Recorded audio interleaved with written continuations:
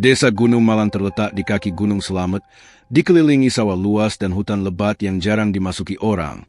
Salah satu hutan itu disebut Hutan Andrakila, tempat yang penuh misteri dan diceritakan dihuni oleh makhluk gaib.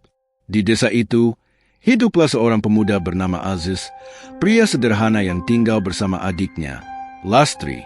Sejak kecil, mereka sudah yatim piatu, dan Aziz harus bekerja keras untuk menghidupi mereka berdua. "Mas, hari ini mau kerja di mana?" tanya Lastri sambil membawa sepiring nasi dan tempe goreng untuk kakaknya. Aziz menghela napas. "Entahlah, Las. Aku dengar di seberang desa ada yang butuh tenaga buat panen. Tapi jauh, bisa sampai malam pulangnya." Lastri terdiam. Ia khawatir jika Aziz pulang malam, karena jalanan menuju desa gelap dan rawan binatang buas. Di tempat lain, sahabat Aziz, Wanto, sedang berbincang dengan beberapa warga di warung kopi. Katanya semalam ada yang melihat cahaya biru di dalam hutan Andrakila, ujar seorang bapak tua. "Cahaya biru? Mungkin itu hantu penunggu hutan," sahut yang lain. Wanto tertawa kecil. "Ah, mungkin cuma orang yang tersesat dan bawa obor." "Tapi kalau memang hantu, bagaimana?" tanya seseorang. "Hutan Andrakila memang penuh rumor. Konon, siapapun yang masuk ke dalamnya tidak akan kembali dengan selamat. Ada yang bilang, di dalamnya ada makhluk gaib yang memberi hadiah bagi orang baik, tapi bisa membawa petaka bagi yang tamak." Di tengah obrolan itu, Aziz tiba di warung. "Wanto, ikut aku ke hutan cari kayu bakar. Yuk." "Stok di rumah sudah habis," kata Aziz. "Hah? Ke hutan Andrakila?" Wanto mendelik. Aziz tertawa. "Bukan? Kok cuma di pinggirnya saja." Wanto masih ragu, tapi akhirnya setuju. Mereka pun bersiap pergi ke hutan, tanpa tahu bahwa hari itu akan mengubah hidup mereka selamanya. Aziz dan Wanto berjalan menyusuri jalan setapak yang mulai ditumbuhi semak-semak. Matahari masih bersinar terang, tapi di kejauhan, bayangan pepohonan hutan Andrakila terlihat semakin gelap dan menyeramkan. "Masih yakin mau ke sini?" tanya Wanto sambil melirik ke arah pepohonan tinggi yang bergoyang tertiup angin. "Sudah, kita cuma ambil kayu di pinggir hutan saja," jawab Aziz. "Tak usah takut, kita tidak akan masuk terlalu jauh." Namun, begitu mereka tiba di dekat hutan, suasana berubah drastis. Angin yang tadi berhembus sepo-sepo tiba-tiba berhenti, menciptakan keheningan yang tidak wajar. Wanto bergidik. "Kenapa mendadak sepi begini?" Aziz menelan ludah.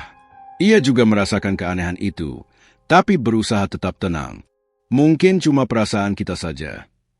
Mereka mulai mengumpulkan kayu kering di sekitar tepian hutan. Namun, saat Wanto hendak mengangkat sebatang kayu besar, ia melihat sesuatu di tanah. "Aziz, ini apa?" tanyanya sambil menunjuk benda kecil berkilauan di antara dedaunan kering. Aziz mendekat dan mengamatinya. Itu adalah sebuah cincin emas, terlihat mahal dan tidak mungkin berada di tempat seperti ini. "Mungkin milik seseorang yang pernah masuk ke hutan ini," gumam Wanto. Aziz mengambil cincin itu dan memeriksanya lebih dekat. Ada ukiran aneh di permukaannya, bukan aksara yang dikenal, lebih mirip simbol kuno. Tiba-tiba, suara gemerisik terdengar dari dalam hutan. Daun-daun di semak-semak bergerak seolah ada sesuatu yang mengintai mereka. "Aziz, kita pergi sekarang saja." "Ya?" bisik Wanto, wajahnya mulai pucat.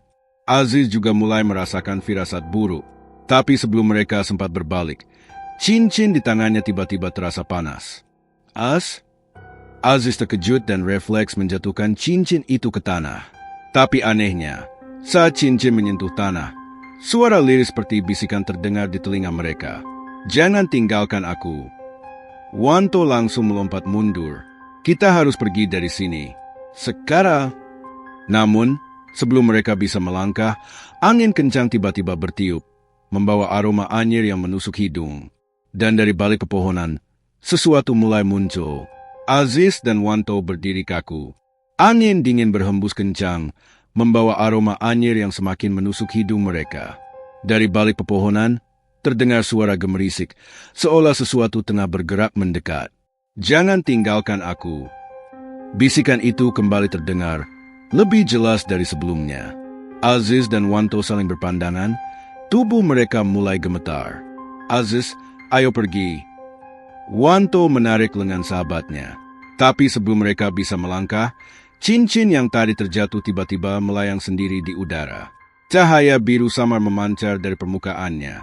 Aziz terpaku, matanya tak berkedip menatap fenomena aneh itu. Aziz, jangan lihat, ayo lari. Namun, sebelum Wanto bisa menarik Aziz lebih jauh, sesuatu muncul dari dalam kegelapan hutan. 2 bola mata merah menyala di balik semak-semak. Aziz dan Wanto membeku. Jantung mereka berdegup kencang. Sosok tinggi dengan tubuh kurus kering mulai keluar dari bayangan pepohonan. Kulitnya hitam legam, matanya bersinar merah, dan mulutnya menganga lebar dengan gigi tajam berlapis-lapis. Makhluk itu menatap langsung ke arah cincin melayang yang kini berputar perlahan di udara. Cincinnya, kembalikan. Suara seraknya terdengar menggema. Aziz tanpa sadar mengulurkan tangannya. Ada sesuatu dalam dirinya yang menariknya untuk mengambil cincin itu kembali. Tapi sebelum ia bisa menyentuhnya, sebuah batu besar jatuh dari atas pohon, seolah ada yang sengaja melemparkannya ke arah mereka. Aziz, sadar, lari. Wanto menendang kaki Aziz, menyadarkannya dari pengaruh cincin itu. Aziz tersentak, lalu dengan panik menarik Wanto, dan mereka berdua berlari sekencang mungkin keluar dari hutan. Di belakang mereka, suara geraman makhluk itu menggema di udara, diiringi suara dahan-dahan yang patah seolah sesuatu tengah mengejar mereka. Tapi saat mereka hampir sampai di tepi hutan,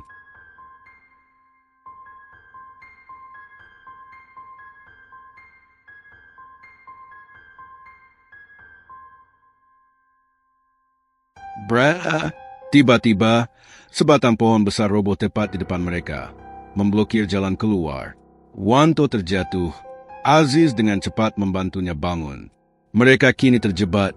Di belakang ada makhluk misterius, dan di depan ada pohon besar yang menghalangi jalan. Dan dari dalam hutan, suara itu kembali terdengar. Kalian tidak akan bisa keluar, kalian sudah memilih untuk masuk ke dalam permainan ini. Aziz dan Wanto terjebak. Di belakang mereka, makhluk bertubuh kurus legam dengan mata merah membara terus mendekat. Di depan mereka, sebuah pohon besar tumbang, menghalangi jalan keluar. Kalian tidak akan bisa keluar, kalian sudah memilih untuk masuk ke dalam permainan ini. Suara itu bergema, dingin dan penuh ancaman. Aziz dan Wanto hanya bisa saling berpandangan, napas mereka memburu. Wanto gemetar, tubuhnya nyaris tak bisa digerakkan. Aziz, apa yang harus kita lakukan? Bisiknya ketakutan. Aziz berpikir cepat. Ia menatap cincin yang kini telah jatuh di tanah, tak lagi melayang. Jika cincin ini yang menarik makhluk itu, mungkin mengembalikannya bisa membuat mereka selamat. Dengan tangan gemetar, Aziz membungkuk dan mengambil cincin itu. Begitu ia menyentuhnya, tubuhnya langsung merasakan hawa dingin yang menyusup hingga ke tulang. Tiba-tiba, suasana di sekitar mereka berubah. Hutan Andrakila yang tadinya gelap dan penuh kabut mendadak terlihat berbeda. Pohon-pohon tampak lebih besar dan udara terasa lebih berat. Seolah mereka telah berpindah ke tempat lain, ke dimensi yang berbeda. Kalian telah membangunkan sesuatu yang seharusnya tetap tertidur. Suara itu kini terdengar lebih dekat. Makhluk hitam itu berdiri tak jauh dari mereka. Kini terlihat lebih jelas di bawah remang-remang cahaya bulan. Aziz menelan ludah. Siapa kau? Tanyanya, suaranya hampir bergetar. Makhluk itu mendekat, tapi tak lagi tampak ingin menyerang. Kini, ekspresinya berubah menjadi lebih mengamati. Aku adalah penjaga cincin itu, dan kini kalian telah mengambil sesuatu yang bukan milik kalian. Aziz melirik cincin di tangannya. Ada sesuatu yang terasa, membisikkan sesuatu ke dalam kepalanya. Kembalikan atau buat perjanjian denganku. Aziz dan Wanto membeku. Perjanjian? Tanya Wanto dengan suara lemah. Makhluk itu menyeringai, memperlihatkan giginya yang tajam. Kalian boleh pergi dari sini, tapi dengan satu syarat. Salah satu dari kalian harus menerima konsekuensi mengambil cincin ini. Aziz dan Wanto saling berpandangan. Napas mereka tersengal, jantung berdetak cepat. Mereka hanya ingin keluar dari hutan ini, tapi sekarang mereka harus memilih. Aziz dan Wanto berdiri membeku. Kata-kata makhluk itu terus terngiang di kepala mereka. Salah satu dari kalian harus menerima konsekuensi, atau kalian berdua akan tetap terjebak di sini selamanya. Aziz menatap Wanto dengan wajah tegang. Bagaimana ini? Kita tidak bisa tetap di sini, tapi aku juga tidak tahu konsekuensi apa yang dimaksud. Wanto menggeleng cepat. Aku tidak mau mengambil risiko. Aziz, kita harus mencari jalan lain untuk keluar. Makhluk itu menyeringai. Tidak ada jalan lain. Pilih sekarang. Tiba-tiba, cincin di tangan Aziz mulai berdenyut. Seolah sesuatu di dalamnya hidup dan merespons situasi ini. Aziz menarik napas panjang, lalu mengeratkan genggaman pada cincin itu. Baik, aku yang akan menerima konsekuensinya. Wanto terkejut. Aziz, jangan, kita tidak tahu apa yang akan terjadi. Tapi sudah terlambat. Begitu Aziz mengucapkan kata-kata itu, angin kencang berputar di sekitar mereka. Suara gemuruh terdengar dari dalam tanah, dan kabut pekat menelan Aziz untuk sesaat. Perjanjian telah dibuat, kutukan telah dimulai. Suara makhluk itu bergema sebelum akhirnya tubuhnya memudar dan menghilang di antara pepohonan. Kabut perlahan memudar. Wanto menatap Aziz dengan khawatir. Aziz, kau tidak apa-apa? Aziz mengangguk, tapi wajahnya terlihat pucat. Keringat dingin membasahi dahinya. Aku baik-baik saja. Ayo kita keluar dari sini. Pohon besar yang menghalangi jalan mereka kini telah menghilang, memberi mereka akses kembali ke desa Gunung Malang. Mereka segera berlari tanpa menoleh ke belakang, meninggalkan hutan Andrakila yang kini kembali sunyi. Namun mereka tidak sadar, ada sesuatu yang telah berubah dalam diri Aziz. Malam itu, setelah kembali ke desa Gunung Malang, Aziz langsung pulang ke rumahnya. Tubuhnya terasa lemas, pikirannya penuh dengan suara-suara aneh yang tidak bisa ia pahami. Wanto yang masih cemas mencoba menenangkan diri. Mereka memang selamat, tapi ada sesuatu yang terasa salah. Di dalam kamar, Aziz duduk di atas ranjang, menatap cincin yang kini melekat di jarinya. Kenapa cincin ini tidak bisa dilepas? Gumamnya sambil mencoba menariknya. Namun, semakin ia berusaha melepaskannya, semakin erat cincin itu mencengkeram jarinya. Kau telah membuat perjanjian denganku. Aziz terlonjak kaget. Suara itu muncul lagi.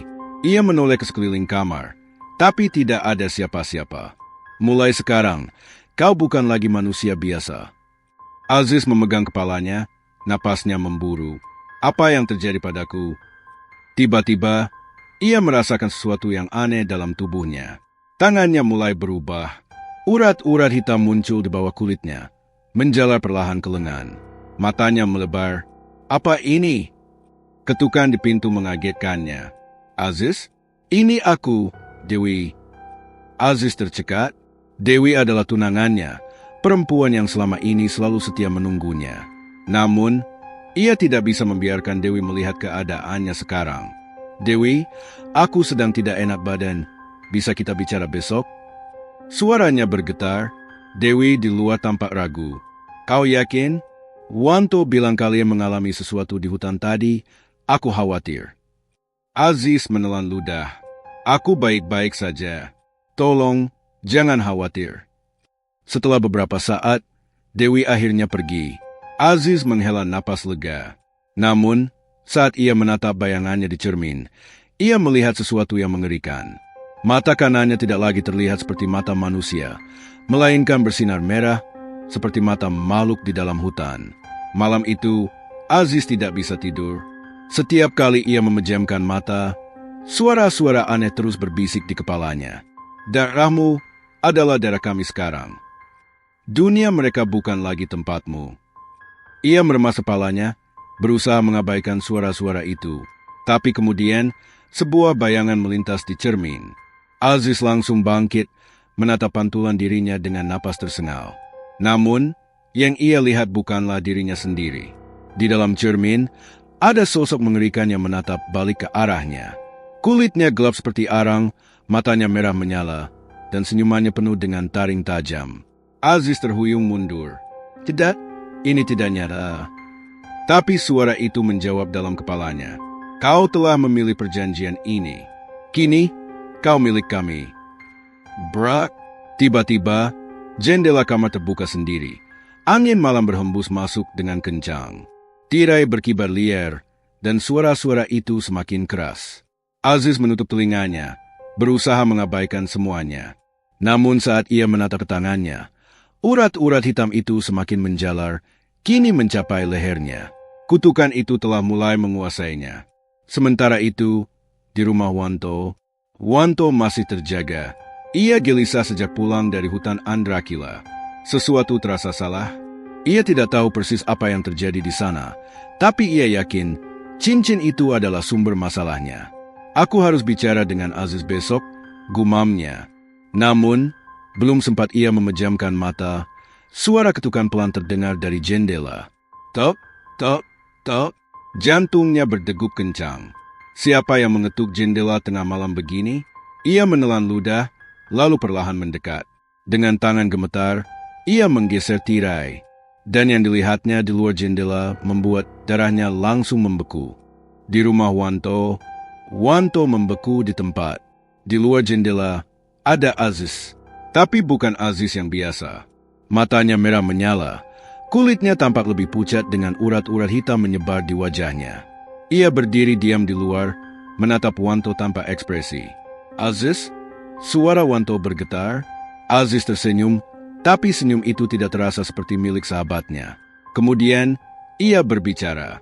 Namun suara yang keluar bukan hanya milik Aziz.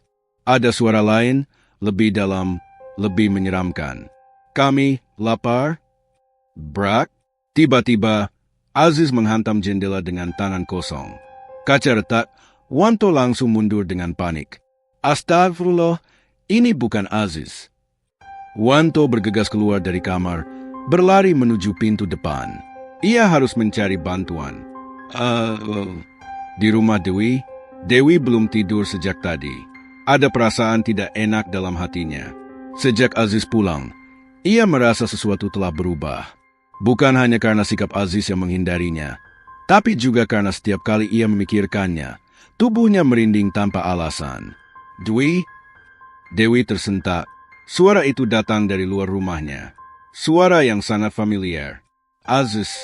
Dewi berdiri, berjalan perlahan ke jendela, lalu mengintip keluar. Di bawah sinar rembulan, ia melihat Aziz berdiri di depan rumahnya. Tapi ada sesuatu yang janggal. Tubuhnya terlalu kaku, kepalanya sedikit miring dengan cara yang tidak wajar. Dan saat Dewi memperhatikan lebih lama, ia menyadari kaki Aziz tidak menyentuh tanah. Dewi menutup mulutnya. Jantungnya berdetak kencang. Kemudian, perlahan, Aziz menoleh ke arahnya dan tersenyum. Sementara itu, di tengah desa, Wanto berlari sekuat tenaga menuju rumah kepala desa. Namun sebelum ia sampai, tiba-tiba desa dipenuhi suara jeritan. Tolong, ada sesuatu di luar rumahku. Allahu Akbar, itu bukan manusia. Jangan buka pintu. Jangan buka pintu. Wanto menoleh ke segala arah. Bayangan-bayangan hitam mulai bermunculan di antara rumah-rumah. Sesuatu telah datang bersama Aziz. Dan malam itu, desa Gunung Malang tidak akan pernah sama lagi. Dewi mundur dengan gemetar. Aziz masih berdiri di luar, tersenyum dengan cara yang menyeramkan. Dewi, buka pintunya. Suaranya terdengar menggema, seperti suara banyak orang berbicara sekaligus. Dewi menutup telinganya. Pergi, kamu bukan Aziz. Aku tahu itu. Tapi Aziz hanya tertawa. Lalu, tiba-tiba tubuhnya mulai berubah. Tangannya memanjang, kukunya tumbuh tajam, dan kulitnya menghitam seperti arang yang terbakar. Matanya menyala merah darah. Dewi menjerit. Tepat saat itu, Wanto menerobos masuk. Dewi, lari. Brak, Aziz menghantam pintu dengan kekuatan luar biasa. Di tengah desa, penduduk desa berlarian, berusaha bersembunyi di dalam rumah mereka. Bayangan-bayangan hitam muncul dari setiap sudut desa, makhluk-makhluk gaib dari hutan Andrakila. Darah. Suara-suara mengerikan itu menggema di udara. Pak Darsa, kepala desa, keluar dari rumahnya dengan membawa keris pusaka. Kita harus mengusir mereka, teriaknya. Semua laki-laki ambil senjata. Beberapa warga desa meskipun ketakutan, mulai mengangkat golok dan bambu runcing. Tapi kemudian, Aziz datang. Ia berjalan perlahan di tengah jalan, dikelilingi bayangan hitam. Penduduk desa mundur ketakutan. Aziz bukan lagi manusia. Tapi sebelum ada yang bisa bergerak, Wanto muncul sambil menarik Dewi. Kepala desa, kita harus menghentikan Aziz. Pak Darsa menatap Aziz dengan tajam. Dia sudah terkena kutukan, satu-satunya cara untuk menyelamatkannya adalah dengan mengembalikan cincin itu ke tempat asalnya. Dewi tersentak, cincin itu masih bersamanya. Semua mata langsung tertuju pada tangan Aziz. Cincin emas itu masih melingkar di jarinya, bersinar sama di bawah sinar bulan. Pak Darsa mengangguk. Kalau kita bisa merebut cincin itu dan membawanya kembali ke hutan Andrakila, mungkin kutukan ini bisa diakhiri. Pertarungan terakhir. Aziz berjalan mendekat. Dwi, suaranya berat, penuh gema. Ikutlah denganku. Tiba-tiba, ia melompat. Warga desa berteriak ketakutan. Tapi Wanto bergerak cepat. Dengan sebatang bambu runcing, ia menusukkan ujungnya ke tanah dan melompat ke arah Aziz. Bruk, keduanya terjatuh ke tanah. Wanto berusaha meraih tangan Aziz, tapi kekuatannya terlalu besar. Aziz, lawan mereka. Kau bukan milik mereka, teriak Wanto. Aziz berteriak kesakitan, seperti ada pertempuran di dalam dirinya. Dewi berlari ke arah mereka, menarik tangan Aziz dengan sekuat tenaga. Aziz, aku tahu kau masih ada di dalam sana. Seketika, mata Aziz berubah. Sebuah kilatan kesadaran muncul di wajahnya. Dewi, Wanto, suaranya kembali normal hanya sesaat. Dan di saat itulah, Pak Darsa merebut cincin dari jarinya. Begitu cincin itu terlepas, seluruh desa bergetar. Aziz berteriak kesakitan. Urat-urat hitam yang menjalar di tubuhnya mulai memudar. Bayangan-bayangan hitam menjerit, lalu menghilang satu persatu. Langit yang sebelumnya gelap kembali normal. Kutukan itu telah berakhir. Aziz pingsan. Dewi menangis, menggenggam tangannya. Aziz, kamu kembali. Pak Darsa mengangkat cincin itu. Kita harus segera mengembalikannya ke tempat asalnya sebelum ada yang menyentuhnya lagi. Keesokan paginya, Wanto, Pak Darsa, dan beberapa warga desa membawa cincin itu kembali ke dalam hutan Andrakila. Mereka menguburnya di tempat yang dalam, di lokasi di mana Aziz pertama kali menemukannya. Saat tanah menutupi cincin itu, angin berhembus pelan. Seakan kutukan itu kini benar-benar terkubur. Beberapa hari setelah kejadian itu, Aziz akhirnya sadar. Ia tidak ingat semua yang terjadi. Hanya kilatan-kilatan mimpi buruk yang menghantuinya. Namun satu hal yang pasti, ia tidak akan pernah lagi mengambil sesuatu yang bukan miliknya. Dan sejak hari itu, tidak ada lagi yang berani masuk ke hutan Andrakila. Karena mereka tahu, beberapa benda tidak seharusnya diambil.